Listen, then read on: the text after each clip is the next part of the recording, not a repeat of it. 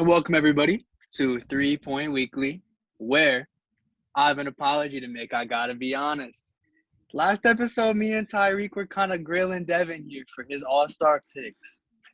Because he picked Chris Middleton over Jared Allen. And little did we know, He did.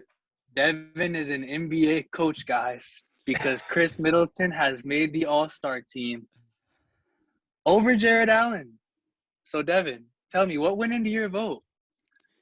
No, Chris Middleton, multi-time All-Star now. He's been good, man. Milwaukee Bucks, disappointing, but he's been good. I had the courtesy of being the head coach of a team that no one knows yet. But hey, they gave me the vote. I had that impact. I influenced the coach around me. And what do you know? Chris Middleton gets in, and he is now another multi-time All-Star. Well, I'm very glad to hear that. I hope we see your expansion team get announced soon. But all jokes aside, though, we got the East and West reserve pools announced. I don't think there were too many big surprises, but definitely a couple out there and a lot of discussion points. So anything that stuck out to you guys right away? I would say the Chris Middleton one. That was the main surprise to me. I didn't know if the Cavs were going to get two All-Stars, but if they did, I thought Jared Allen would be the guy. And I was surprised Darius Garland did get in, but I was happy for him because I've been a big supporter of him all season long. And I'm glad that he got into the All-Star game, but I was very disappointed Jared Allen also did not get in. Other than that, it was pretty straightforward. I didn't really see too many surprises. There were some differences from my ballot, but I made my ballot like a month ago. So guys since then have really been stepping up, like Luka. He definitely deserved to get in the way he's been playing lately. Other than that, it was pretty straightforward. I think everybody that got in definitely had a very solid case. Yeah, I agree. Chris Middleton even surprised me, even though I had him picked. I didn't think he was necessarily going to get in. But this is probably the most I have agreed with an all-star team in a long time. I looked at the tweets come out from Shams. I was like, yeah, no, that's pretty much exactly what I could have expected, minus Chris Middleton. So kudos to the coaches. They got the job done right. No big surprises here for me for the most part. Yeah, literally out of every single All-Star chosen, my list varied by like two players. And it's just because I didn't have Wiggins. I had Paul George over there. So literally, I think my reserves looked the same because Draymond Green was a starter in my ballot. And then, on the East side, I just had Allen over Middleton. So with there being 24 All-Stars picked, 22 for 24, I definitely think they did a good job this year. Not too many giant snubs. Obviously, some guys that could have made it, but I think a lot of them probably will. We have a couple guys not playing. I will say this. I was kind of surprised that Freddie did make it, but not that he didn't deserve it. I think he was more deserving than LaMelo, but I thought the coaches were going to lean towards LaMelo because he's just the more flashy pick. And I think at the time the Hornets were higher in the standings. I think now the Raptors have surpassed them, but I thought they would pick LaMelo over Freddie, but Freddie definitely deserved it. I think they said he's the first undrafted guy since Ben Wallace to be an All-Star.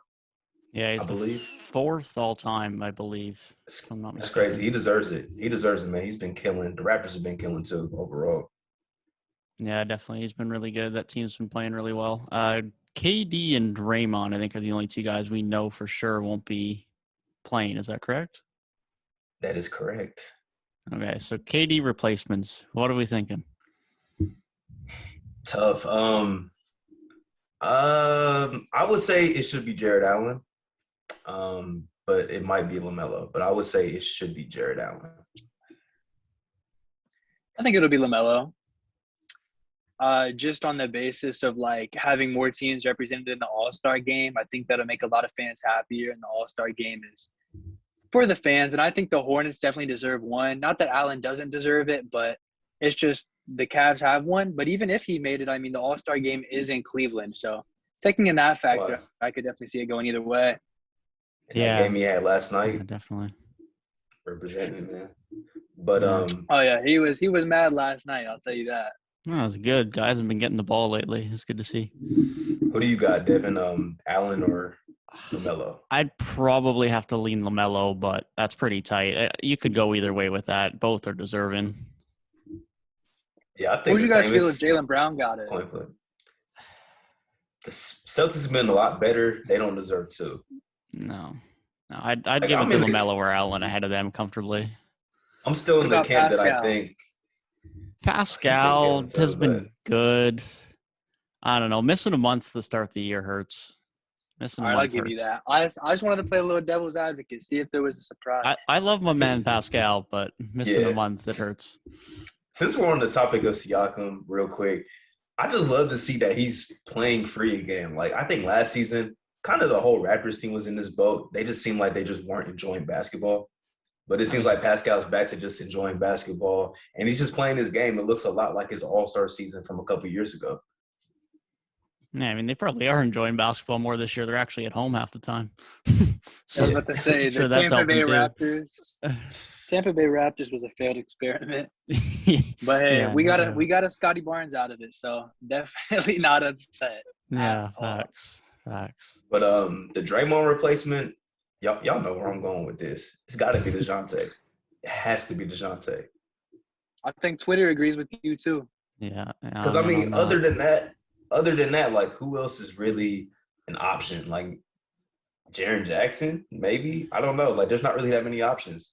Yeah, I feel like Jaren Jackson, Brandon Ingram, those types of guys. But no, I think it's got to be DeJounte Murray. I think that's the right pick. I think Ingram is definitely a guy like that you could argue for, but I don't think that there's a guy that's more deserving than DeJounte.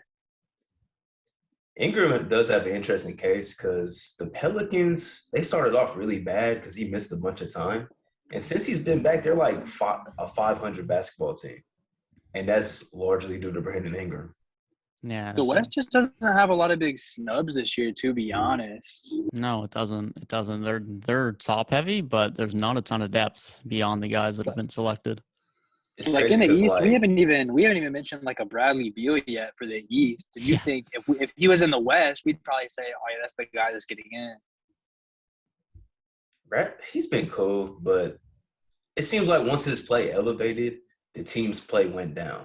That's not solely on him because like Spencer Dinwiddie's been bad and they've been dealing with injuries and stuff, but it's just weird how that works. Like when he was playing poor, they were winning games. It's crazy. I don't know. I don't know. It's when Beal has to play well for the team to succeed, the Wizards don't do well. And it's not just this year. Like they've always been like that for whatever reason. Yeah. Really but yeah, I mean, there's like in the West, I was thinking about this after we did our last episode. There's like 3 to 4 like all-star caliber dudes that are just like not playing right now. PG, Kawhi, that's two wings right there. Then you got Zion, who's an all-star last year. Dame's not playing. So that's like 4 like perennial all-stars pretty much not playing. So that's why we see guys like Wiggins getting in. And now we have the opportunity for DeJounte Murray to possibly get an all-star appearance. And also AD's missed a lot of time. So that's like half the all-stars in the Western Conference just not playing right now. Yeah, that's wild. Well, it's nice to see a few different guys get in.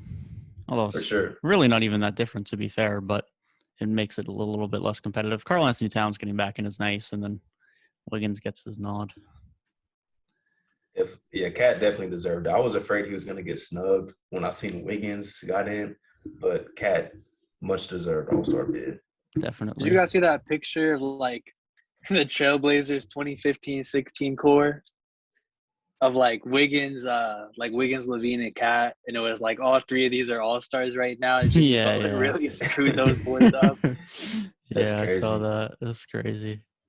It's crazy. Just shows that situation matters. 100%. That ties into our conversation from last week. Sometimes it's where you get drafted. Definitely. So, okay. We all saw the trade yesterday. The Blazers, once again, getting fleeced in the deal. This is the tweet I made, and I saw a lot of people say this too. Basically, the Blazers traded 2 first-round picks for Robert Covington before last season. Then at the trade deadline, they traded away Gary Trent straight up for Norman Powell.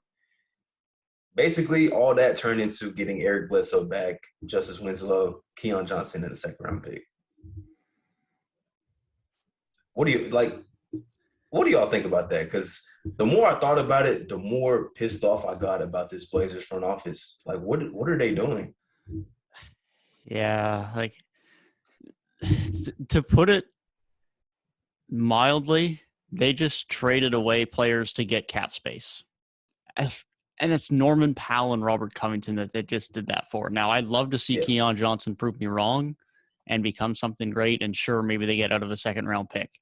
But that's ultimately what they just did to trade away Norman Powell. And sure, Robert Covington's there, although he's an expiring contract. But, like, I don't understand. I can understand them wanting to move Norman Covington. That's fine. But to only get back this level of value, no first-round pick, no great young asset, no immediate impact on the roster. I mean, Bledsoe's probably not even going to be on the team next year. I don't know what they're going for with this other than we don't want to be in the luxury tax and we want more money to pay Anthony Simons. Other than that, you're Portland. You're not opening up cap space to add some other star player. So I don't know what their thought process here. It just doesn't make sense. I told you guys. I think it was like 2 weeks ago now. They're trading Damian Lillard, guys. And this is the first sign. The only reason this trade makes sense. Like, I have to have enough trust in, like, the people that run the NBA that these people only get hired because they know how to do their jobs. And if they know how to do their job, the only way they're making this trade is to tank. And that's the only way. And if you're tanking, you got to be getting rid of Dame. The only way you're not is if you're just trying to bottom out now and get a top pick so you can trade it off for a star. That's the only two ways I see it. But I swear the only reason they made that trade is just to get worse right now. I don't blame them for that, but how do you at least not get a first-round pick? I find it hard to imagine that wasn't on the table. I don't think they have a lot of leverage. Norman Powell's still a really good player who has a lot of years left on his deal. And he's like 27 years old, maybe 28. Like, he's still relatively, still in his prime. And he provides, two-way ability. I just find it, like you said, Devin, very hard to believe that they couldn't get a first-round pick or at least a promising young player who's done a little bit of something. Like, I would have asked – I don't know if they did. I would have asked for Brandon Boston at least, like somebody that's shown that they could do something on the NBA level. But, like, I would hope that Dame is getting traded because even if they somehow get Ben Simmons on this roster and they are able to keep Damian Lillard, that does not make you that much better. Like, you're not going to beat the Suns. You're not going to beat the Warriors. Probably not better than the Grizzlies. You're probably not still a playing team. Like, even if Ben Simmons walked into that locker room right now, like, you're still probably a playing team. And it's just like you might as well just hit the reset because by the time Anthony Simons is ready to really enter his prime, Nas Little, maybe Keon Johnson does turn into something, whatever top pick you are able to get can turn into something, you will be able to contend and you won't have to worry about, these juggernauts like the Suns, like the Warriors. They'll probably be past their, championship windows. So it would make sense to hit the full reset, but this is an F trade, bro. And this is a bad introduction for Joe Cronin being the GM of this team. It's very poor in my opinion. Yeah, I agree. Direction, if they want to rebuild, fine, but you got to get better assets than this for someone like Norman Powell, as far as I'm concerned. Flip side of it, though, for the Clippers, this is looking really nice. I know we hyped up the Clippers a couple of years ago, but Norm Powell in that lineup with Reggie, Paul George, Kawhi, and Zubac, with all of the young guys that have been playing now this year to have that depth, it's a nice team, man. That is a very nice team. They stole the Raptors' whole flow. 100%. 100%.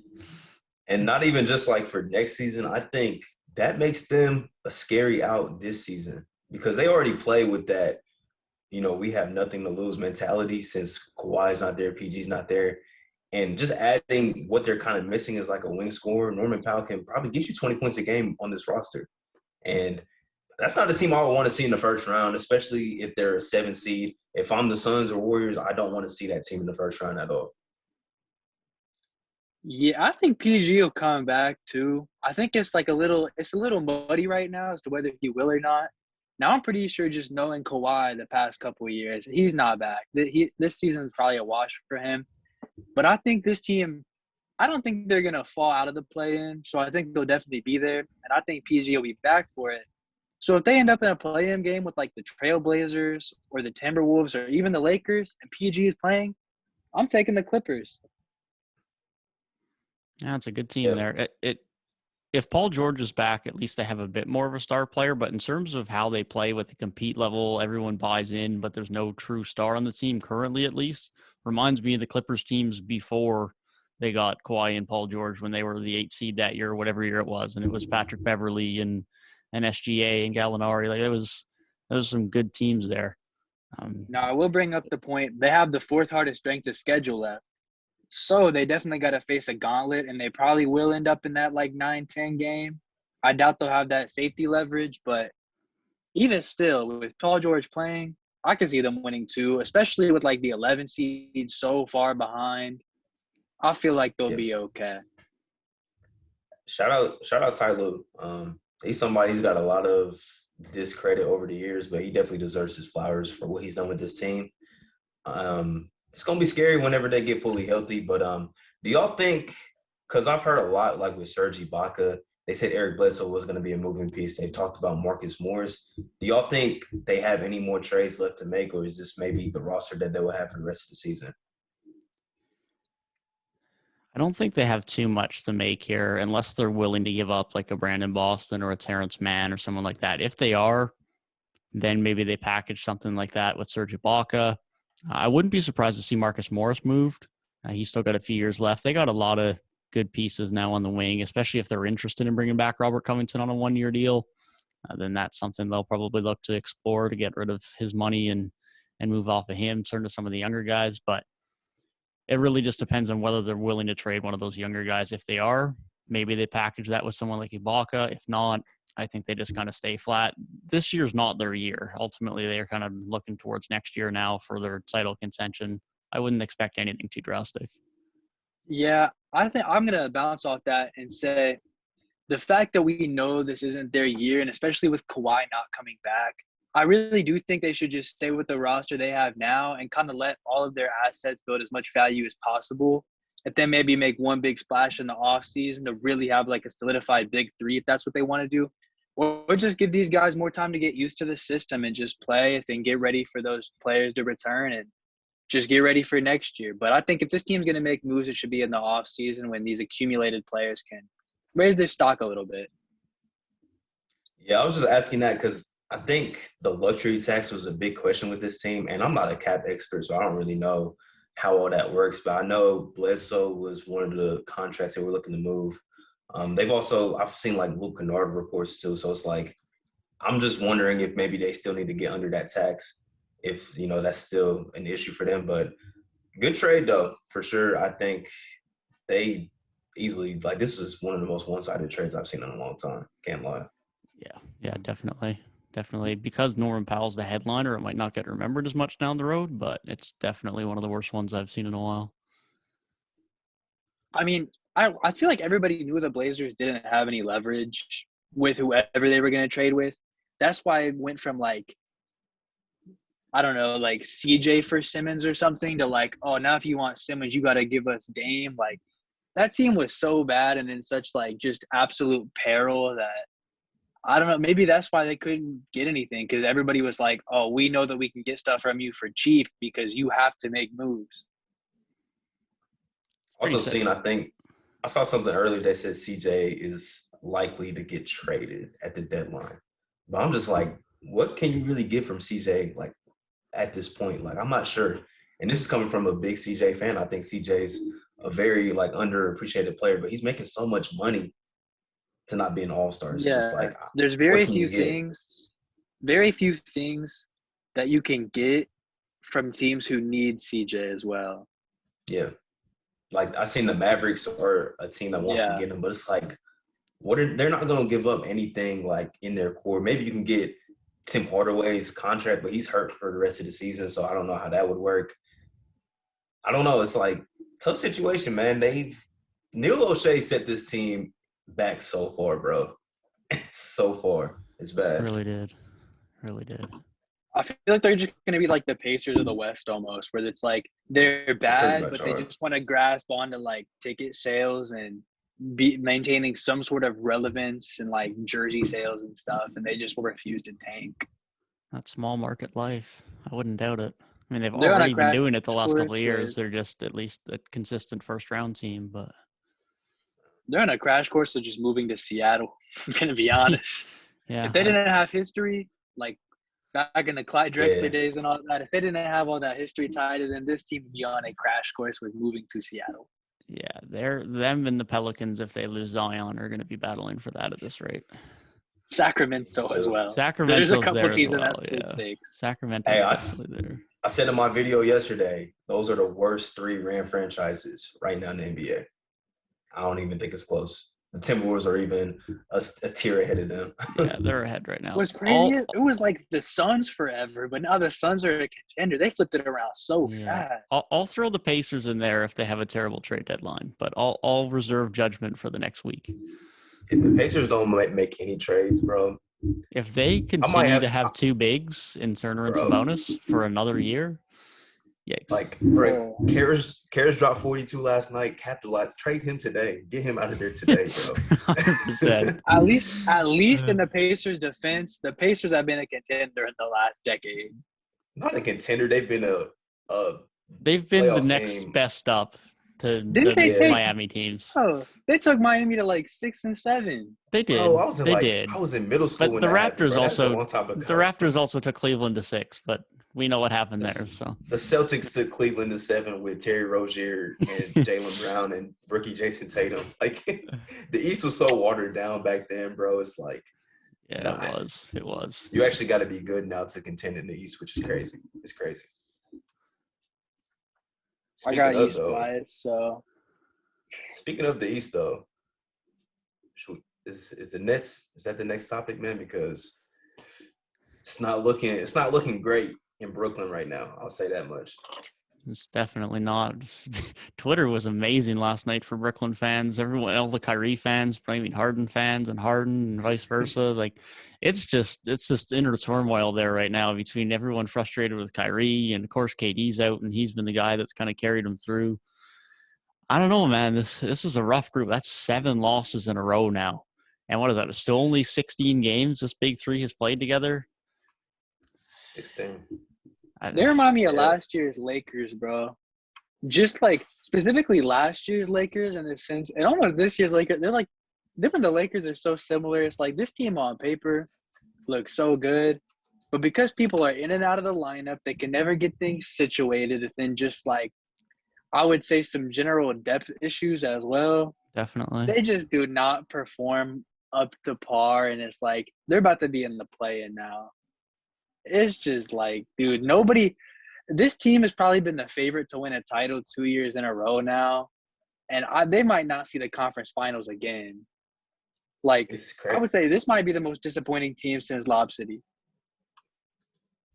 It's crazy because most people's finals prediction before the season was Lakers Nets, and that's not happening. That's definitely not happening. Like, both of these teams might not make the finals. They might both be playing teams at this rate because KD's expected to miss still like a month at least. I think so. Yeah, he's still out for a while. I don't know who's coming out of the East though.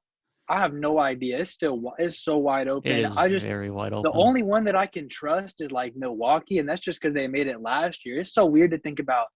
And Miami made it 2 years ago, but because they're like almost so different to that team that they were like 2 years ago, at least it feels like, it's just like so odd to think of any of those teams making it besides Milwaukee or Brooklyn. But that's a very real possibility. Yeah, it shows you how, like, we've seen like what this Nets team can be when they all play. But like Devin said, 16 games in the regular season, that's it. That's all we've seen.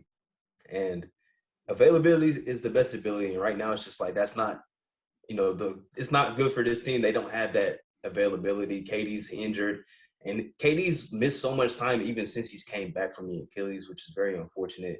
James Harden, when he's played, he just hasn't looked like James Harden. Like, he just looks a step off. He's looked like that pretty much all season long. And then obviously Kyrie's playing part-time. So it's like we only get to see him in road games, which is just so unfortunate. But I don't know. It's just like with the Harden rumors and stuff, it just seems like this team is just destined not to, achieve what the ultimate goal was, and that's win a championship. And if that happens and James either gets traded or he leaves in free agency and Kyrie doesn't resign, it's got to be the most failed attempt of a big three in NBA history.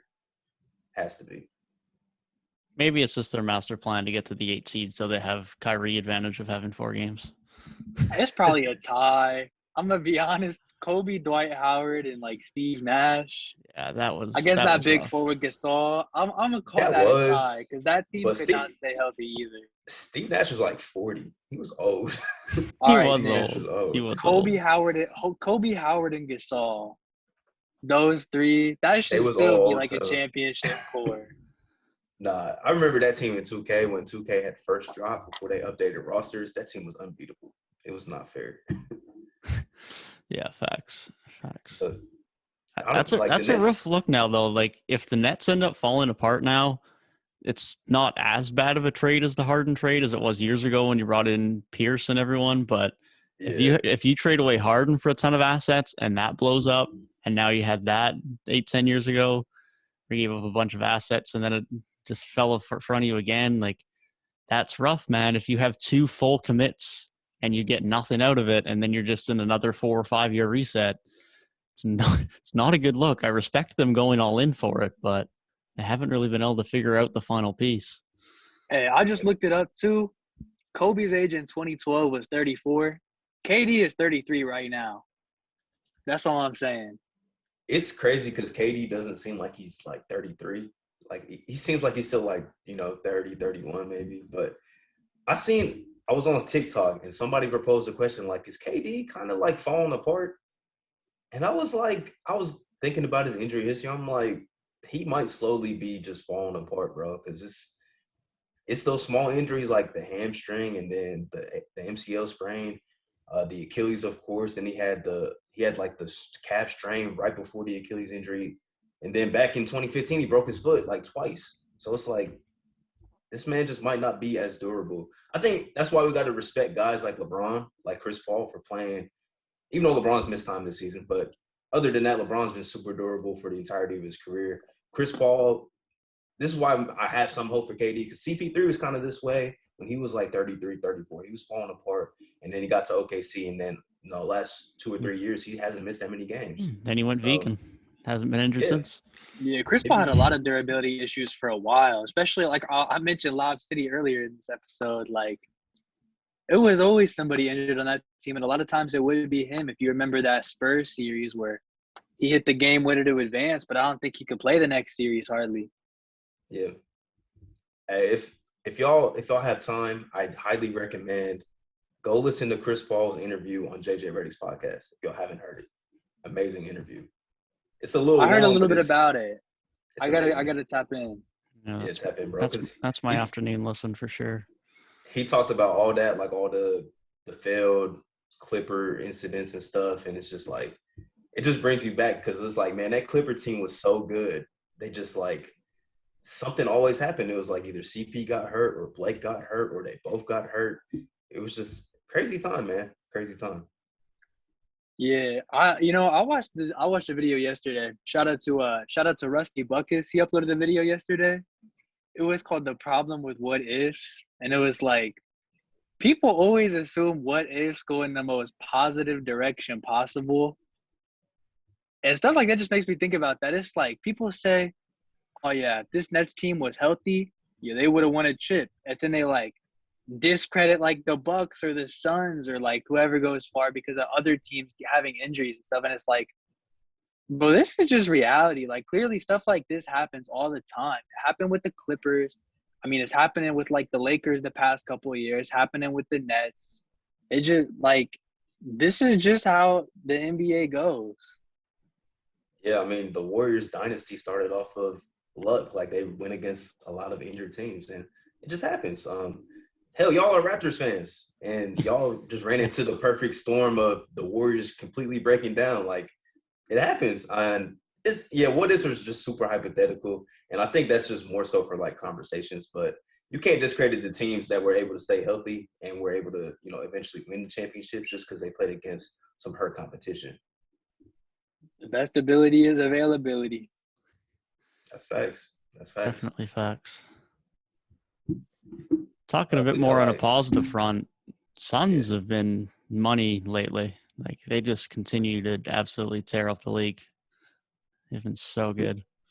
Warriors have been catching up too, to be fair. They've got 8 in a row now, but Warriors have been very sneaky. I can't lie, but I'm still convinced the Sun team is the most complete team in basketball. They might be missing like one minor trade, but I think other than that, they are the most complete team, both sides of the floor.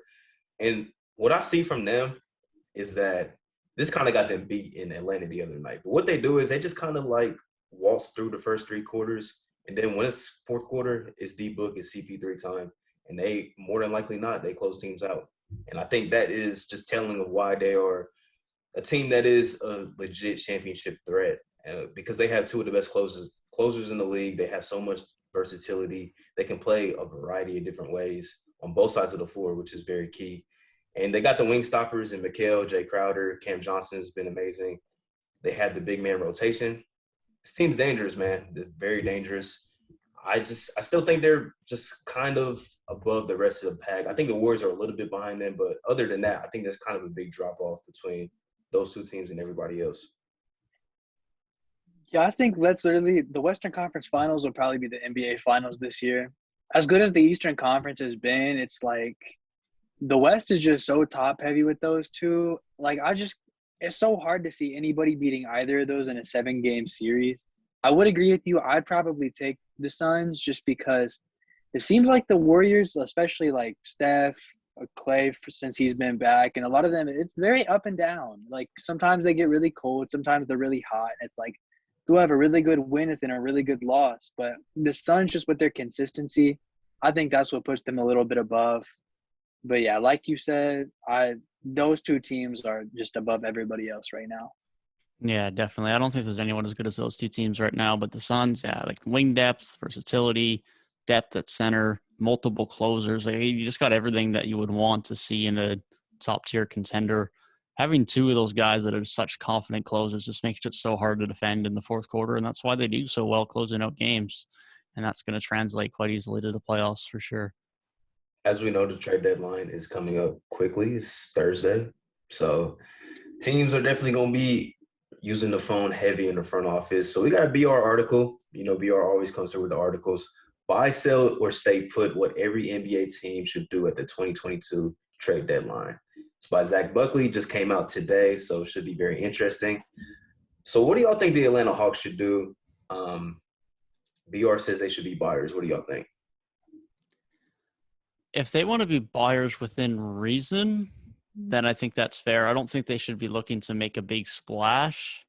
I don't think this team has proven themselves enough yet to know one way or another that you want to fully commit to winning with this group and committing to certain pieces yet.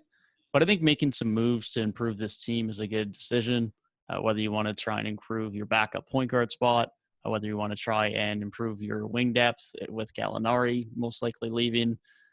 I think buying is the right move, but I don't think they necessarily are a team that needs to be looking to add a James Harden or Bradley Beal in this current moment. You could make the argument for that. I don't feel that way about this team currently. I think Trae Young's that guy. I don't know if you want to add a co-star around him just yet. Yeah, I guess I would also say that, like, buy, but don't go out and buy a mansion. Like, they just, they made the Reddish trade, got a little bit back for it, but they've been so hot recently. It's like, I don't think you want to bring in something that completely shakes up the whole identity and flow of your team. Just kind of bring in things that kind of address the needs you have left. Maybe like one more good defensive body to have out there. Just something small, because obviously this team is still below 500 right now, but they've been so good recently. I think they'll end up in playoff contention by the end of the year, just keeping what they have. So just minor upgrades, kind of take care of business. I agree with everything y'all just said. Moving on, Boston Celtics, they say buy big, sell small. I'm kind of on the fence with the Celtics. I've seen Marcus Smart trade rumors, and I'm not sure how to feel about that. But I don't know. What do y'all think about the Celtics? Because I think they're another team that's been playing really good lately. I think they've won like 11 and 15 or 10 or 14, something like that. Been playing really good basketball, but what do you guys think that they should do at the deadline? I think Dennis Schroeder's moved. I think that happens. Ultimately, he's probably not going to come back next year. Ideally, you still would like a better playmaking point guard around, so hopefully you can get something better than him for next year. Other than that, again, if you can make some small additions around this group, that's fine. I don't fully understand a Marcus Smart being traded unless you're bringing in a better playmaking point guard alongside Jalen and Jason. I don't understand why Robert Williams is being linked in any trade rumors. They've been one of the best defenses in the league lately, and Robert Williams is a big part of that. I don't think they need to do anything too drastic yet, but I do want to see some changes in and around Jalen and Jason, whether that happens at the trade deadline or in the offseason, not too particular about. But I don't see Marcus Smart being moved as a good thing unless you're getting a better point guard, but I do see Dennis Schroeder most likely getting moved. I'm gonna go with sell. I think they should sell everything that is not the Jays. Just from the basis, I don't really like the makeup of this roster around them.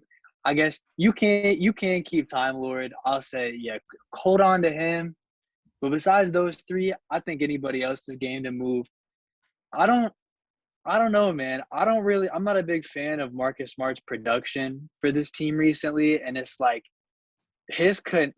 just how ingrained he is into the franchise. I feel like he's not gonna get any better. He'll probably only decline. And I think that you just probably want to move off of him and get a fresh start from your guard spots. So it's like, especially in the backcourt, specifically, sell. Honestly, I'm kind of with Gabe a little bit. Like, I think everybody outside of the Jays and Robert Williams should not be untouchable. Marcus Smart included, because we know his defense is super, super important to this team, but it's also like his three-point production has very heavily declined. Like, he's not hitting his threes anymore like he was the past couple of seasons where he's shooting like high 30%. So I feel like you could probably find somebody, and he's like 26 years old too, so he's only getting, up there in age. You could probably find somebody that can give you similar production, maybe better shooting on a lesser contract. But it would be tough probably to tell the Celtics fans that we're trading away somebody that's been there through the entirety of this, upbringing process. But yeah, as long as the Jays are still there, and I would want to keep Robert Williams, especially because his contract seems like it's going to become a steal in the future. I think everybody else should be available, though. Dennis Schroeder, like you said, Devin, he's probably gone for sure. This might spoil something later, but I don't know how the contracts match up. But if the Celtics could somehow acquire like a Brogdon, I would be on top of the world. Brogdon can't be moved till the offseason, unfortunately. So. All right, then maybe not trade deadline, but if they did not make any moves now and moved like their pieces for Brogdon, found a way to make that work, I would. You know who I really wanted? This sounds weird, but this is who I wanted for the Celtics to pick up when the Pacers announced they were selling everybody. I wanted TJ McConnell, but then he got hurt. Because I feel like he's a pretty solid playmaker, very good defender, and he doesn't need the ball. Like, he won't take away from what Jason and Jalen do. Yeah, he would have been good on the Celtics. Pretty good contract. I thought that would have been a good move, but then he got hurt the very next day, which was so unfortunate. There's one more player who I think would also fit on the Celtics, but I'm going to save that for later whenever we talk about that team. Yeah, well, we just talked about this team, the Brooklyn Nets. There's not really much they can do in the trade market unless they do move James, which I don't know if they will do. But other than that, I think they're going to be a buyout team at best. But like we mentioned before, the buyout market, we don't know what it's going to look like. There's no really big names being talked about. Yeah, I think that's pretty quiet. I don't think the Nets really do anything, like you say, unless they get anything in the buyout market. Yeah, stay put. Their biggest enemy is themselves and their health. Yeah, BR said try buying, but probably stay put, so that makes sense. The Hornets, they say buy a big man, and I think we can all agree they probably should. Yeah. If that team gets an actual center, that's going to be a solid team, but – man, it sucks, man. Not having a good center, it sucks. It really sucks. It's crazy because Mason Plumlee's not terrible, but he's just not starter center worthy in 2022. He's just not that guy anymore. And it's crazy watching Bismack Biyombo ball out with the Suns. It's like, dang, we just had this guy last year. Chris Paul will do that. But, I mean, outside of maybe Miles Turner, do you think there's any, realistic bigs that can get moved to Charlotte? Or is that the guy? I don't think so. Like I personally don't think Charlotte get one. I'm sure they'll be looking, but I don't think there's that many options. Like yeah, Miles Turner's an option, but like I don't think there's going to be that many centers that are going to be available. I don't think they're going to be able to get anyone once again, unfortunately. They could look at Jakob Poeltl. They could look at Podol. What about maybe Serge, a little more of a vet guy, but he could be a nice maybe like gap center until you get your next guy potentially. Yeah, if they want someone for the season, for sure, depending on how much the Clippers want, it's an option. Yeah, they just need depth, bro, for sure. Next is the Chicago Bulls. They say consider buying large, but I heard a report to where they said they don't want to trade Pat Williams. So what do you guys think the Bulls should do? I think they just add a little bit of depth along the fringes, specifically on the wing with all the injuries they've had with Pat Williams out. If they want to add a depth big as well, it's probably not a bad idea, but I don't think there's anything massive here that I would do. I think they're smart in not wanting to get rid of Patrick Williams. I think there's still a lot of potential there. I wouldn't be willing to full send on that right away, but I think adding some depth for this group is good. They should buy, but I wouldn't buy big by trading away Pat Will. Yeah, I would say maybe beef up that backup like front court just a little bit. I think that's really the main thing they should look at. I think they're pretty good in the backcourt, I'd say. I mean, they got Lonzo and Zach starting, and then when healthy, they got Ayo DeSumo and Alex Caruso off their bench. So they're very much more than fine. They've just struggled with so many injury issues. They're still the 1 seed. But realistically, if they stayed put, I mean, if I were a Bulls fan, I'd be perfectly content. Yeah, I think so too. Maybe Kobe White with Io playing so good, maybe that's the one guy you might shop. I agree. I don't think Pat Williams should be the dude you should be shopping because the way I think his upside is actually very high. And once DeMar gets a little older, because people forget DeMar's like 32, 33 years old. Once he gets a little older towards the end of that contract, I think Pat will be ready to take over and be that second option to Zach LaVine. So I agree. I think a name that would be good to watch with this team is like a Kenrich Williams. I think he would fit in very nicely because they just need some really just front court depth overall. Some on the wing and some in the big man spot too because they've definitely been struggling there. But getting healthy is the main objective for this team right now. Yeah, I think Pat Williams, he can probably contribute sooner than a lot of people think he can. And then I feel like if you were to move him, it's like the trade everybody would probably look at would be that Jeremy Grant thing. But that just seems like such a no-go right now with like Grant's attitude towards being traded. And then also contracts like Patrick Williams is a lot less money on your books for the next couple of years. So the other name they had was Harrison Barnes.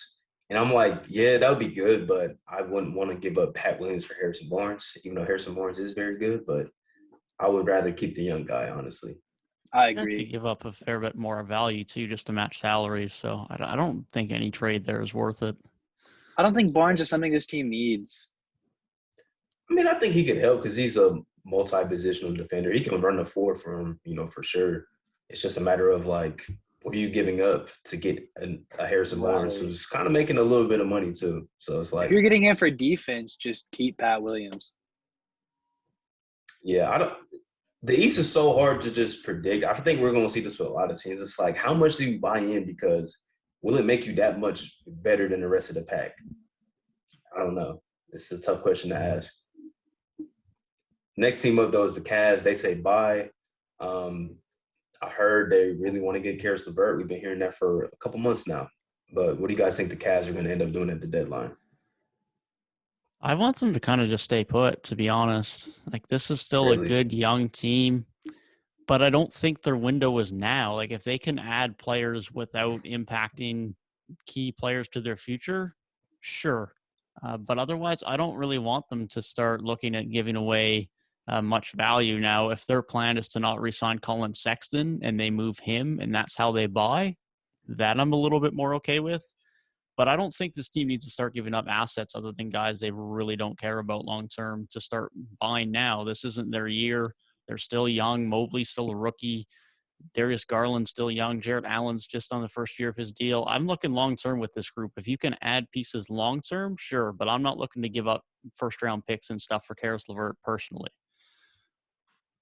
If you can find a way to buy DeJounte Murray, buy. absolutely vie, and I think it would be possible, just very unlikely, given the fact that the Spurs are an organization that doesn't really like to bottom out. I would say if you could do like a Sexton in pieces for DeJounte and give them maybe some draft capital and stuff, that would just put this team like, yes, they're young, but they could really make some noise in the East. But like I said, that might take a lot for the Spurs to agree to, because at that point, if they traded him, they'd pretty much be like tankathon. Sexton also seems like a player that would fit terribly with Popovich. I mean, they probably thought the same thing about DeMar, and I think DeMar showed that he could make it work. Yeah, DeMar was also like 28 when he went there, though. A little True. bit more maturity. Yeah, I'm kind of in the same boat. Like, it's hard with this team because they're so young, but I don't want them to fall into the same like idea of the Knicks, like, just making the playoffs, that's good enough. I feel like this team can make a little bit of noise when they get there. They're just missing a second shot creator next to Darius Garland. I think we talked about this before. Like, that's just what they're missing. That's why Karis LeVert would be a cool move, because he's kind of on the fence. Like, I think he's like 26, 27? 27, I think, yeah. He's a little older, but I think he can still fit the timeline a little bit. And I feel like he would fit in with this team so well, man. I wanted them to get Cam Reddish so bad. Like, that was the move I wanted. That would have been nice.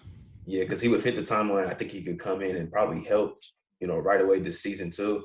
But like you said, Devin, if it's Colin Sexton that's the moving piece in a Karis LeVert trade, I'm all for it. But if you're moving multiple picks and stuff and maybe other young guys like Isaac Okoro, I'm not really feeling that, because I don't know how much that would really separate you from anybody else in the East.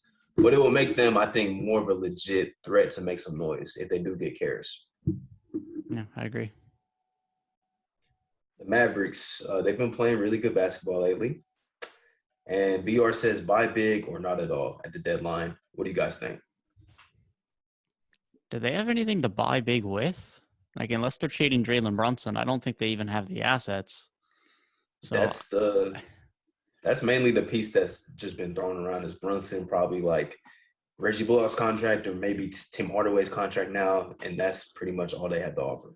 Yeah, like if they can trade Jalen for a better secondary creator and playmaker alongside Luka, great.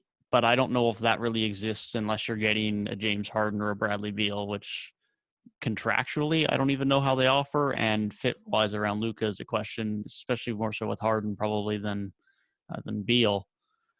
But I don't think they do anything massive. I think they stay relatively put. Maybe they make a small move, but I honestly wouldn't be surprised if Dallas end up doing nothing at the deadline. I think they probably just stay put. They've been playing well lately. I don't think they're going to shift things too much.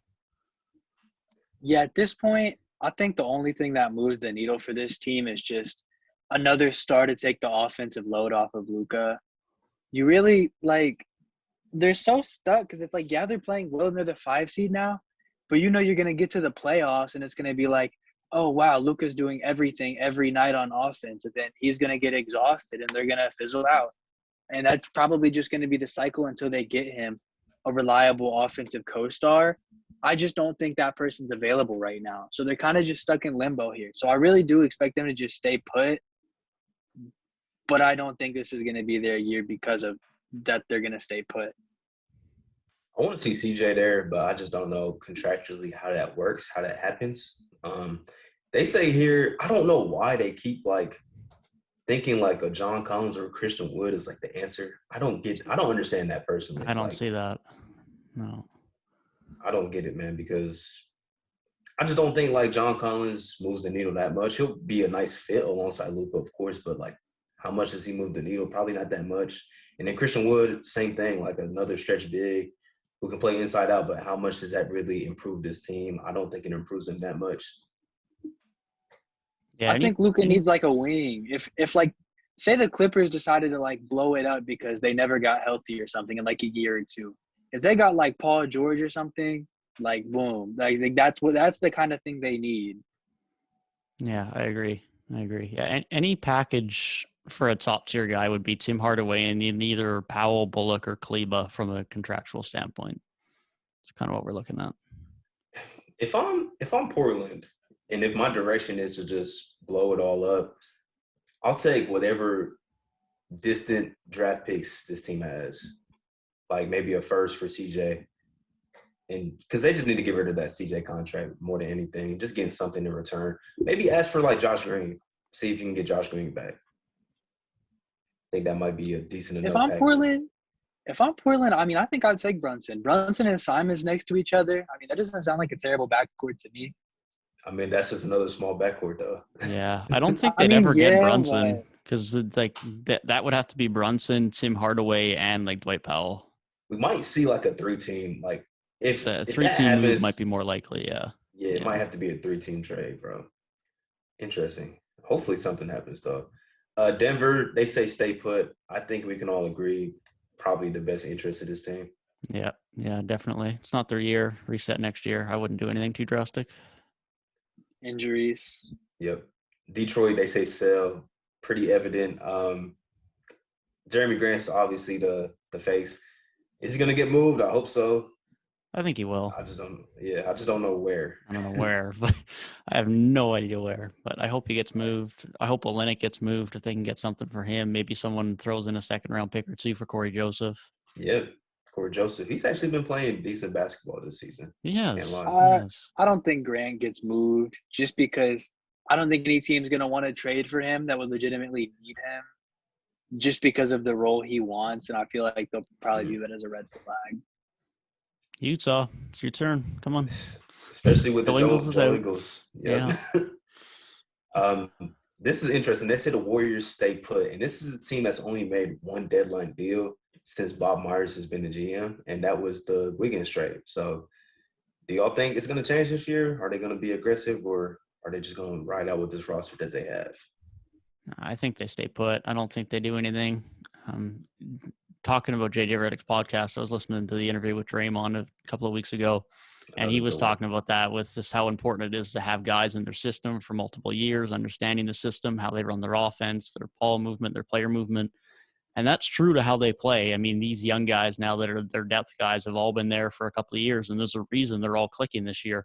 Part of it's due to everyone getting back healthy and some of the moves they made this summer, but part of it is just that these young guys are finally figuring out the system. So I don't think they do anything drastic. I think they're happy just keeping the players and the chemistry they have, and I think they just stay put. There's nobody really available for them either. If they were to make a trade, it's like Kuminga's playing so well right now. I don't think a lot of people really want Wiseman right now because he hasn't really played.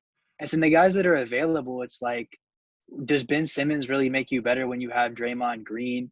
Would you really want a James Harden for what you have to give up and the fact that you have Steph, Clay, and Poole? Like, there's just not really – yeah, they have pieces, but it's like the pieces are just better being on the Warriors than what they'd probably get in return.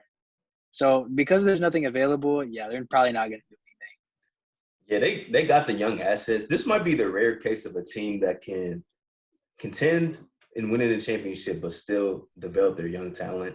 And then when Steph and Clay and Draymond are ready to move on, hopefully Wiseman gets ready and he's ready to go. Kuminga looks like he's going to be maybe a steal in this draft because he did fall to, like, I think the 7th or 8th pick. And then Moody's look really good. Jordan Poole, like, they got the young talent. The future looks bright, but they're also still contending now. And I think these young guys can help them right now. Like, we might see in the playoffs a Jonathan Kuminga type game. Like, it just might happen.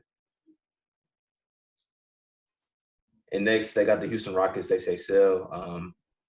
Pretty straightforward. Christian Wood, DJ Augustine, Eric Gordon. I think those are all candidates that can get moved. They also said Jayshawn Tate too. Yeah, I agree. Daniel Tice, if he's got any interest as well, but he's still got 3 years left, so that might be a next year deal. But no, I agree. Yeah, Tate can help a playoff team a lot. I think Eric Gordon can. If there's a team that really needs some scoring, he can be that guy. It's situational. I don't know if they'll get anything crazy back for that.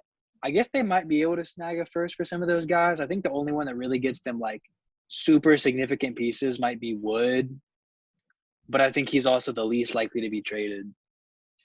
I think Eric Gordon maybe can get you a first-round pick from certain contenders. He would also be another good fit in Cleveland, I think. Maybe not a long-term, obviously, because he's a little over the hill as far as his age is, but he can still come in, produce this year, and give them another legit scoring threat alongside Darius Garland on the perimeter. But yeah, like you said, Wood's probably their most popular piece that can get moved. And I think a lot of teams would be interested. Maybe Charlotte. Who knows? Possible for sure. Pacers are next. They say sell. We hope that's the case, but you never know with them. Yeah, they need to sell. The question is whether they will. I think Karis LeVert goes. I don't see a world where he stays on the team, and I very, very much hope that one of Sabonis, if not both of Sabonis or Turner, are gone on the team after the deadline. I'm not hopeful, though, and that's not good because this is almost 2 years now where we've been talking about this, where they have the two bigs and they don't fit well together. And I don't know, man. I'm not confident that these guys are going to move, but I really hope they do. So maybe someone like Jeremy Lamb gets moved as well. Some of those depth pieces that might be able to offer something, although Lamb hasn't been good this year. But I just hope they make some moves and make some changes. Sell the house, sell the car. You might as well sell the kids and just move out to Seattle. You have no rings. I'm sorry, Pacers fans. What's the reason for you? You already are last in attendance. Clearly, y'all out there aren't going to watch the game anyways. Sell everything and just move to Seattle. Y'all got the Hoosiers. It's crazy because when they were good, their arena was pretty much packed. They had a very good fan base, but they're probably just tired of seeing the same old story. A team that's just giving them false hope. And now they're not even in contention for the play-in, which is bad with all the talent that's on this roster. I know Rick Carlisle is probably a little mad at himself for leaving Luka to come to this show in Indy. Yeah, and I don't doubt that. We talked about the Clippers earlier. They said search for more upgrades. And this is posted after they made the trade yesterday. So we already kind of talked we don't expect them to be that more heavily involved in trade talks. But, you never know because that trade kind of came out of left field yesterday.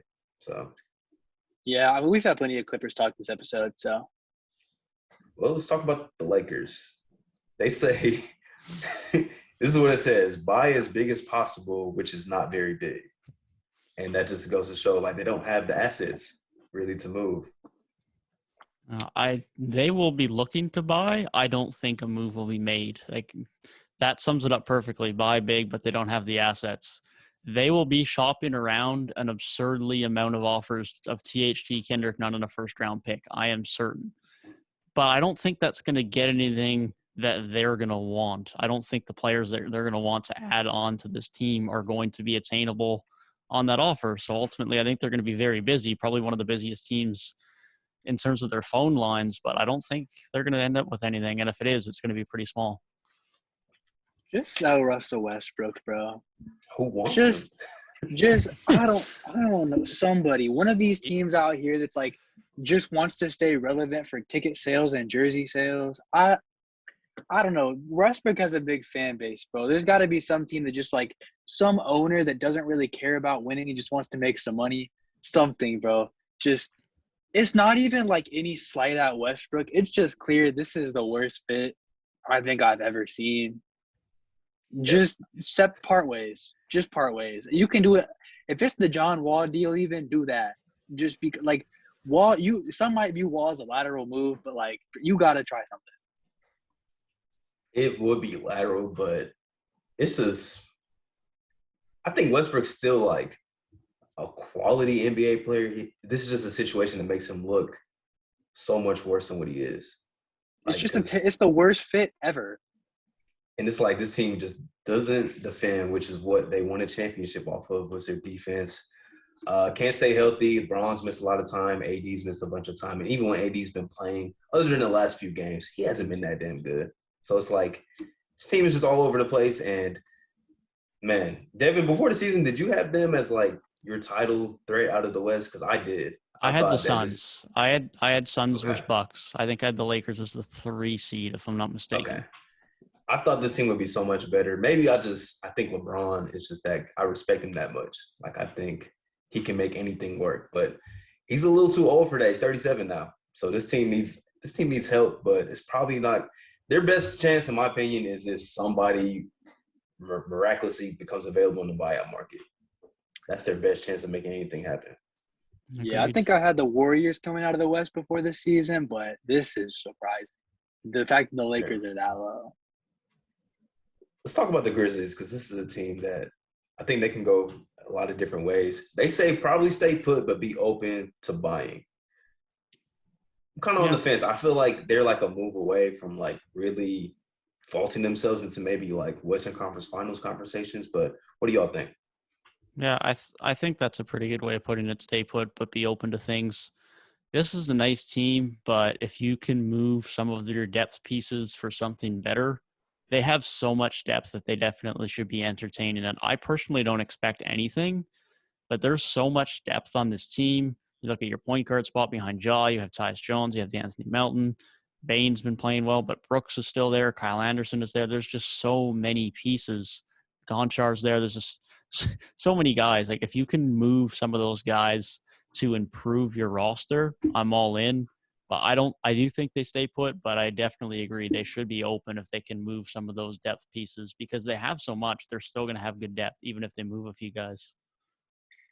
Yeah, I'm going to say stay put completely. I feel like you see these teams where they kind of break out. I think they kind of try to force that big deal and they end up giving too much. And then things kind of slowly fall apart. And it's like, this team is so good, and especially given the state of the last couple of years of basketball, they're probably an injury away from making a finals. Not that you wish for anybody to get hurt, but there could be a year where the cards just fall in their favor and they make a finals run. So with this team being so young and so good already, just stay where you're at. Don't even try and force anything until maybe somebody's contract is coming up and you don't want to pay them too much or some situation like that. But at the moment, you are completely fine.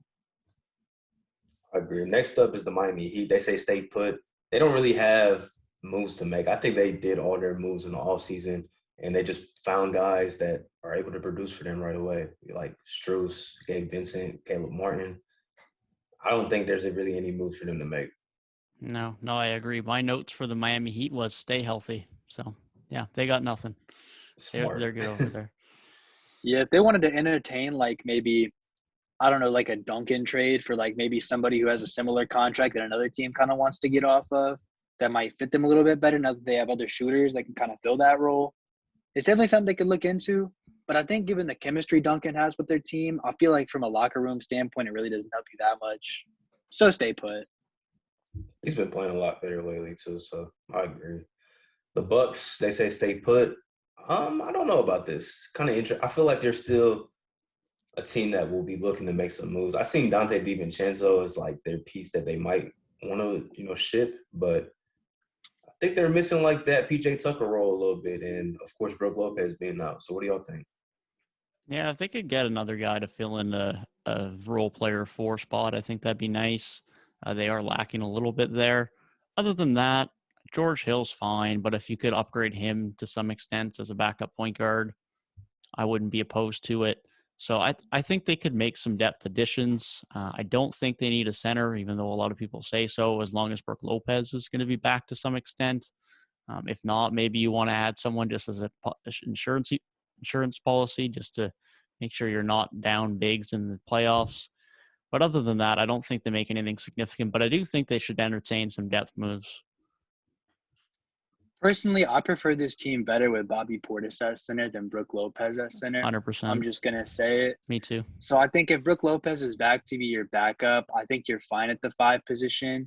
Your 4 position backup is probably your least important because, I mean, once you get to the playoffs and your rotation shrink, Giannis is going to be there most of the time. And then, I mean, really, yeah, their main place to upgrade is probably the 2. But they're so good right now. It's like, I mean, yeah, just fortify what you already have. You don't need to make a splash or anything. Just, like you said, maybe another defensive body to kind of like one more good guard defender. Because if you have Drew with another good guard defender out there, I mean, you're putting other teams backcourts and like you're putting them in hell for 7 games. Yeah, I mean, they got 2 All-Stars, so they'll be all right. I think they'll be fine. So next we got the Timberwolves. They say buy big or stand pat. I think this is an interesting team. What do you guys think? Firstly, I've been seeing Patrick Beverley rumors. that doesn't make any sense to me. I don't quite understand that one. Uh, there's some moves this team could make. I don't think that are going to happen, but if they could look at something Ben Simmons related, I still think he's an interesting fit here, depending on how much you have to give up. Although I'm less interested in giving up D'Angelo Russell than I was 6 months ago. So that's something to consider. I think they stay put personally. I don't think there's a move out there for them right now that really fits this group that improves them. I wish there was, but I don't think it exists right now. This is the most consistent good basketball they've played in a while. And I don't know how much I want to mess with that because this is a team that is known for inconsistency. Even when they play well, then they go and lose 7 in a row. So I don't want to change anything too much here. If you want to tweak around the fringes, maybe you look to see if you can improve on Malik Beasley, who hasn't been that great this year, although he has been better as of late. Taurean Prince has been playing really well as of late. If someone thinks really highly of him, maybe you can get something back for him, although I'd probably just keep him. But I'd just stay pat here. I wouldn't want to mess this up too much. I share that sentiment. This is the best. I mean, this is the best team we've seen with Cat as the best player. They finally put a team around him as the number one because obviously they had the Jimmy Butler year. But this is the best the Cat-led team has ever been. So clearly something's working out, and they should just go through the season, stay put, and maybe try to add in the offseason. Next up, the Pelicans, they say sell. I think they're like a couple games out of the 10th spot, but we don't expect Zion to be back. So do you guys agree with that? Yeah, I think anything you can sell on is probably a good point at this point. If you can get anything for JV, maybe you look to move him, although I don't think that's likely. Josh Hart just got locked up, but if anyone's got interest in him, he's not a bad guy to move. But yeah, if you can get any more decent young players, I'm with it, but I don't expect anything much from them. Yeah, if they could just sell, maybe bottom out, then maybe like draft a star or something, and then I don't know, maybe you even look at like shopping Zion or something as a guy who has not been able to consistently be healthy, but maybe Zion turns into an Embiid situation where he's super injury plagued and then he comes out and he's like there a lot, or at least most of the time, and is great. So with Zion being out for the majority of his career so far, it's so hard to make any decision. But if you're going to do anything, sell.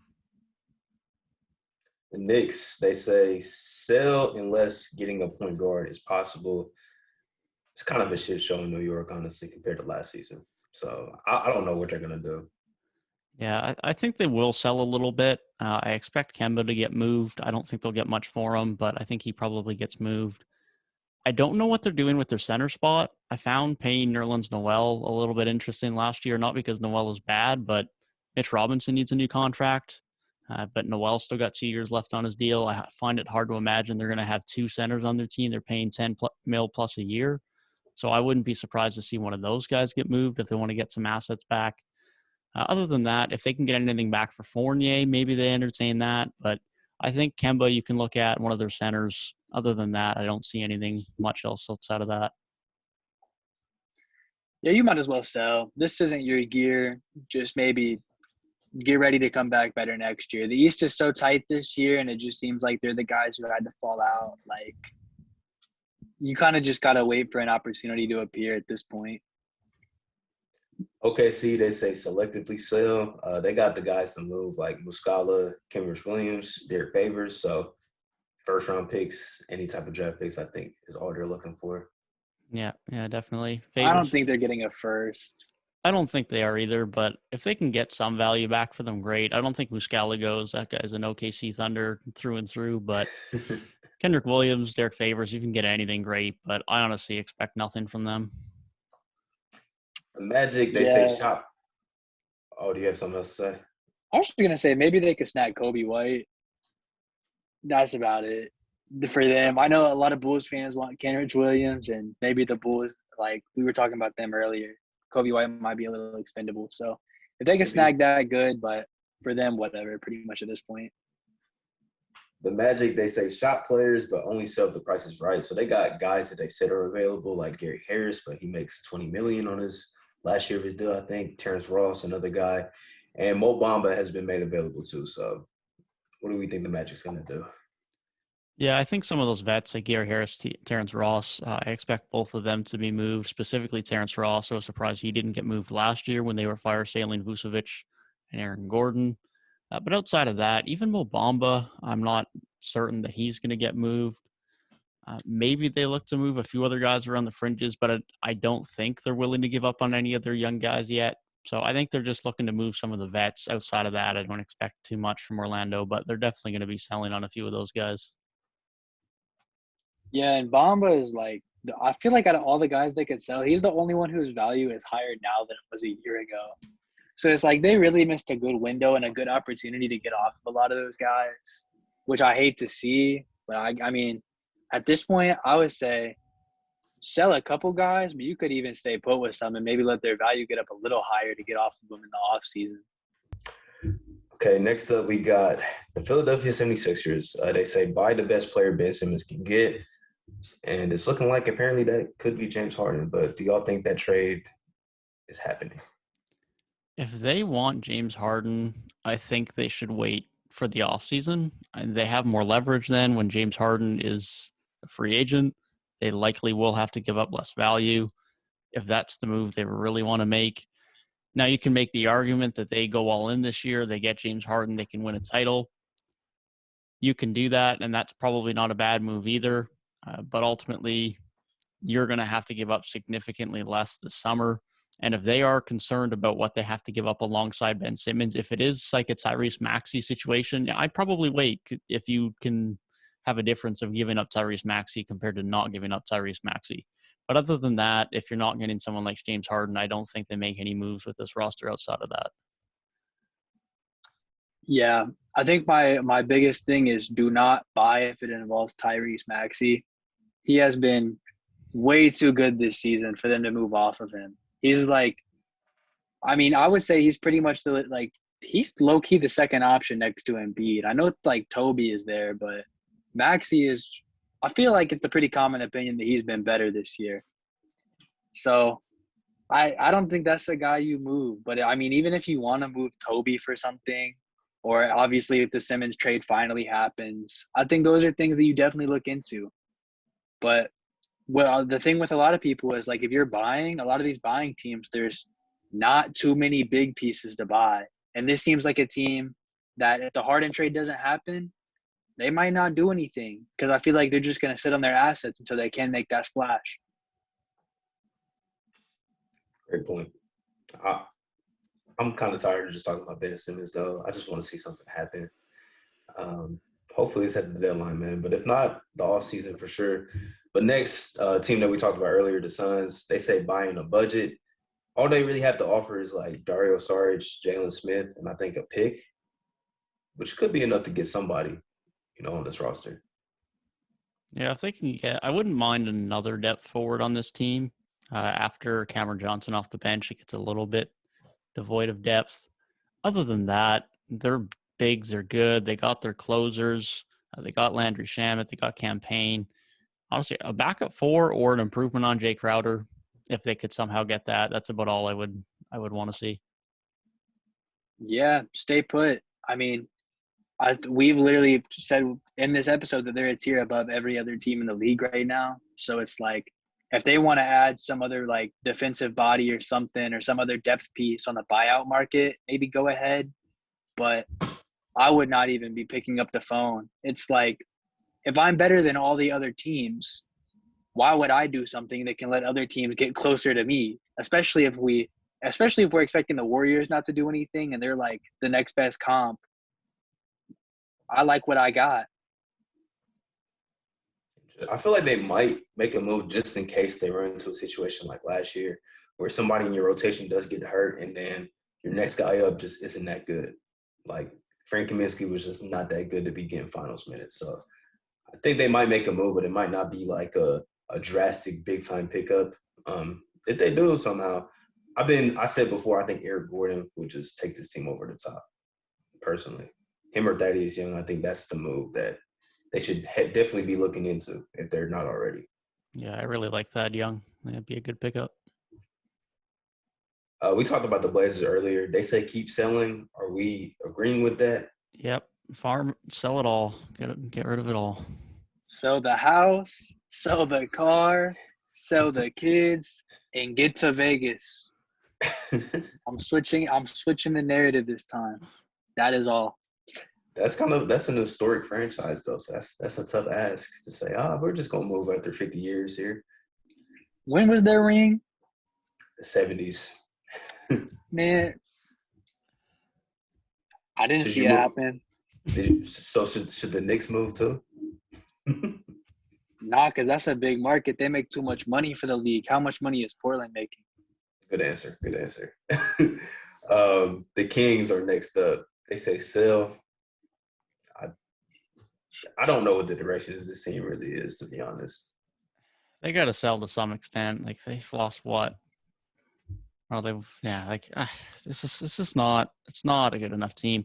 I like their pieces, but they're not competing this year. Barnes, if he can get you value, should go. Buddy Hield, if he can get you value, I'm down to sell. De'Aaron Fox, if his value is high enough, you should look to sell. But that if his value isn't there, maybe try and increase his value next year. This team is Halliburton. Rashawn Holmes is a nice piece. Davion Mitchell, you should continue to build with. But they definitely got some pieces they should continue to sell with here, which sucks because I want them to be able to make a move they can like win now with. But it just doesn't really exist right now. This Sacramento just are what they are, man. They just keep digging themselves in a bigger hole. Yeah, literally. Sell the house, sell the car, but keep the kids. Keep Tyrese, keep Davion Mitchell, and keep Rashawn Holmes. And then just actually hit on a draft pick. This team isn't going anywhere until they hit on a draft pick. They have missed so many stars.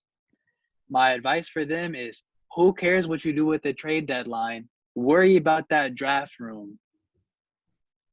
That's a good video idea. I might go through the Kings draft history since like 2007 just to see like how bad it actually is. Oh, yeah, and specifically free Marvin Bagley. He needs to be traded too. I forgot. I was going to ask if you guys think they should keep him because he's been playing pretty solid lately, or let him go. I think he can be a solid backup forward or even 5, like a 4-5 player, a backup on a team. Like, he can provide some offensive output on somebody's like second lineup easily. Yeah, I agree. I think he can be a valuable player. I just don't think that fits in Sacramento right now. And so for that reason, I want him to leave so he can contribute. I was so high on him when he was coming out of Duke, which is saying something because I can't stand Duke. But I was very high on him and very disappointing. Maybe it's the tweener syndrome really got to him because it's like he can't really keep up with 4s. And he can't really guard 5s either. So it's like, what's he doing out there really? It's tough for him.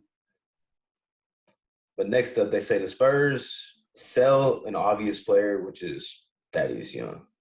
That's the guy that's probably going to get moved. Yeah, Thad Young, sell for sure. There'll be someone interested in him. Suns, Bulls, you name it. There'll definitely be someone that wants him. Jakob Poeltl, if you can get a first-round pick for, I think is good value as well. He's not a long-term piece. He's a fine piece, but he's not terribly hard to replace long-term. But outside of that, stay with it. Maybe if you get something for Doug McDermott as well, he's not a bad piece to move either. But otherwise, you got some fine young pieces. You're still early on in retooling this team. Just try and get a few more assets. Let Cleveland have DeJounte, man. Just let Cleveland have it. Make that trade. I know the Spurs pride themselves on always trying to win basketball and always trying to be competitive. But it's this team is just not competitive now. And I feel just so many of the pieces on this team are not even really that young. It's you feel guys like a Derek White or a lot of those random guys they find are the young pieces. But they're really not even – that's the thing. They've only been around for a little bit, but they're not really that young. And it's the last time this team bottomed out, who did they get? Tell me that. Who did they get? Tim Duncan. That was by accident, though. That was by accident. But if they mess around and get a number 1 pick, this front office is I trust them enough to where they're just going to get the next generational talent. I'd say keep DeJounte because he's only 25. He's on a pretty friendly deal. I think he's only making 16 a year. If I'm not mistaken, he's not making that much money, I think, for potential all-star caliber dude. So it's I would keep him. I think Keldon Johnson should be safe. Josh Primo, he's only a rookie. I would keep him for now. I think everybody else is expendable. Derek White, Jacopoto, especially Thaddeus Young, and whoever else I'm not thinking of. They already traded Brent Forbes. I think everybody else should be expendable. But the fact you got DeJounte on such a nice deal, Keldon Johnson is playing very well for a late first-round pick. I say everybody outside of them and Primo, you should definitely shop just to see what you can get in return. My thing with DeJounte is just if he's 25 and this team is as bad as they are right now, they're probably going to mess around and get like a lot of like 19, 20-year-olds because this is not a team who's going to get a big free agent signing. So it's like you start to get these rookies and then a couple years go by and it's like, does he even fit your timeline to try and get back to contender status? The thing with DeJounte, though, if that is the case, if they do decide to hit the complete reset, he will still be valuable enough to where you can trade him. And say it is maybe on the second to last year of his deal or in the last year, you will still be able to get some value in return from him because he's still going to be very good on a pretty friendly contract. So teams will be definitely calling for DeJounte Murray if he does become available. But for right now, I think it's cool to just keep him, see what you can, do with this team right now. They're not even that far out of the play-in, which is the craziest thing. Like, they're not. They're pretty close. That's fair. I mean, that is fair. I think eventually they're going to have to end up moving him. But right now, I think his value is still probably going up. So I'll give you that. Well, man, we'll see. But yeah, I don't think it's any hurry to move him. Next up, this is for y'all, the Toronto Raptors. They say stand pat or sniff around for bargain deals. We mentioned Jacopoto. I think that would be a great move for y'all. But what do y'all think about the Toronto Raptors at the deadline? A big would be nice. Some actual depth, specifically at the guard position, would also be very nice.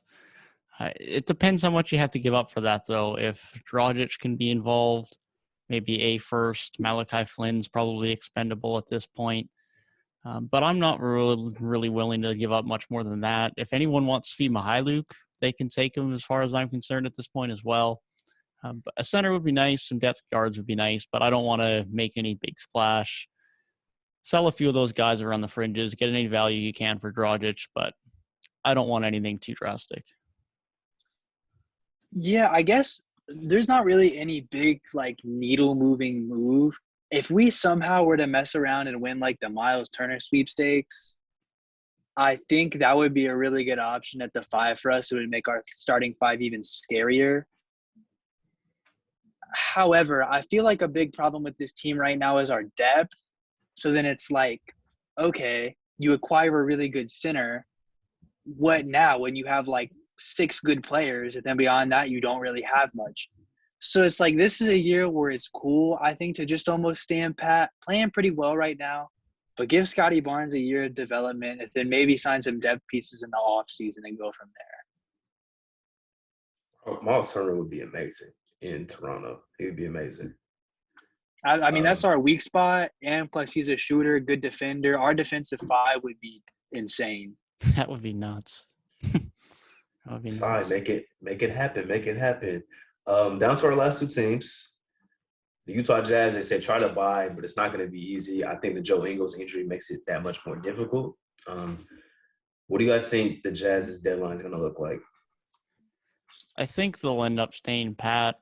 I would like them to make a move, especially now with Ingles out. They need to acquire some forward depth, but their assets are limited. They don't have a ton that they can really look to give up here. But again, they're there, but they're not quite enough. So I think they stay pat because they don't have the assets, but they're there. But I think they're just a fair bit behind the Suns, the Warriors, and probably even the Grizzlies at this point. Yeah, I feel like the Jazz are just a piece away. Like, I feel like they're a tier below the really, like, top contenders. And I feel like they're just going to be one of those perennial, like, second-round out teams. And I don't know what they can do to change that because it's not like a lot of stars want to come play in Utah. I mean, I feel like that team has a pretty bad reputation, not really well-liked, and not really a location a lot of players want to go play. So it's like you're so stuck because what pieces do you have to trade? And what ability do you have to sign people? And it's like Donovan Mitchell can continue to get better and better, but then even their defensive scheme just gets exposed in the playoffs year in and year out. It's like I have no idea where this team goes to improve. And they're because it kind of just feels locked like they're in too. limited. Yeah, With, and they're locked in on their three big deals with Gobert, Donovan, and Conley. And Mike Conley probably doesn't have that much value to many other teams right now if they want to improve on him. So I agree. It He's does feel like old. they're just locked in. I think there's a So severe cap on a Rudy Gobert-led team as well. I agree. I think they missed their window. I think last season was their golden opportunity, and they botched it. They just completely botched it, man. But the last team, it's kind of interesting. Washington Wizards, they say sell. When I hear sell in the Wizards, I feel like Bradley Beal should be the guy that's being sold. Do y'all agree? Yeah, I agree. I think Beal should So go. I think he should get assets for him. I think Bertans should go, get his contract on. Spencer Dinwiddie, if he's not fitting in, then sure, get rid of him. I think they can sell a lot of pieces here. I would remember trade everybody. earlier in the video, I said there's another player that I would like the Celtics to acquire. Spencer Dinwiddie. Take a chance. His value, I think, is pretty low. I think his value is very low. I think they should take a chance on him. Depending on what you would have to give up. If you're giving up scraps, I'll make that trade. I don't think you're giving up much. His value is so low. They say his players don't want to play with him. His production has been pretty low this season, but we know he has the potential to give you more. I feel like his value is at an all-time low, and for a team like Boston that doesn't have a lot of great assets that people want, I think now's the time that you just take that chance. I think he's finally a different mold of point guard than the ones you've been acquiring for the past years. Even Kyrie, then a little worse than Kyrie was Kemba, then you downgraded a little bit more to Schroeder. I think Dinwiddie finally gives you a different mold of point guard to try out and actually make a change to your system. I would take it. I'd be interested to see if the Beal rumors actually heat up because he hasn't signed the extension, and I would be accepting of the idea of just going with a full youth movement because this team hasn't really done that in a decade, and I think they got as much out of this, Bradley Beal-led team as they could. I would probably just try and trade everybody except for the young dudes like Kispert, who you just drafted, maybe Thomas Bryant, Gafford, Rui. Even Kyle Kuzma might be expendable, honestly, because you could probably get something in return for him. But I don't know. I think this is a team that definitely needs to sell for sure. I mean, yeah, I think this team is in a place where so many of the players on the team have a really high value compared to usual. I think Trez's value is up from when he got there. Kuz's value is definitely up from when he got there. Even KCP's value may be up a little bit. I said Dinwiddie's value is down, and maybe Beal's value is down from where it was a year ago.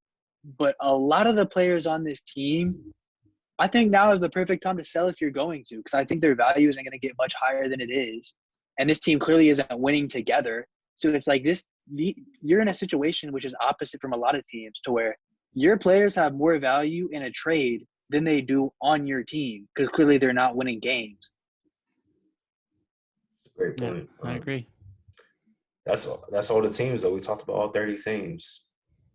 Some longer than others, but we talked about every team. The deadline, man, is almost here. So next episode, hopefully we have a lot of trades to talk about. Let's hope. Yeah, I mean, I feel like there's going to be a lot of small things. The only big things I could see happening is if the Sixers pull that trigger, and then if the Pacers finally decide to sell, and if the Wizards finally decide to sell. I think if some things happen this deadline, it'll be between those three teams. As much as I push for the DeJounte thing, I don't think that's happening. I don't think the Mavs are going to make any big moves. I don't think the Grizzlies are going to buy big. I really think it's down to those three teams that are going to make big moves. So hopefully something comes out of there. Hopefully their GMs are on phone calls right now. Hopefully. Let's hope. But unless y'all got anything else to add? I think that's everything for today. It's good talk. Let us know your thoughts down below. What moves you think won't be made. What moves you think will be made. We'll be sure to recap all of those moves next week. So be sure to stay tuned for that. Subscribe, follow, leave a 5-star review, whatever you need to do down below. If you are still watching, we appreciate you. Thank you guys for tuning in. And we'll see you guys next week. Peace.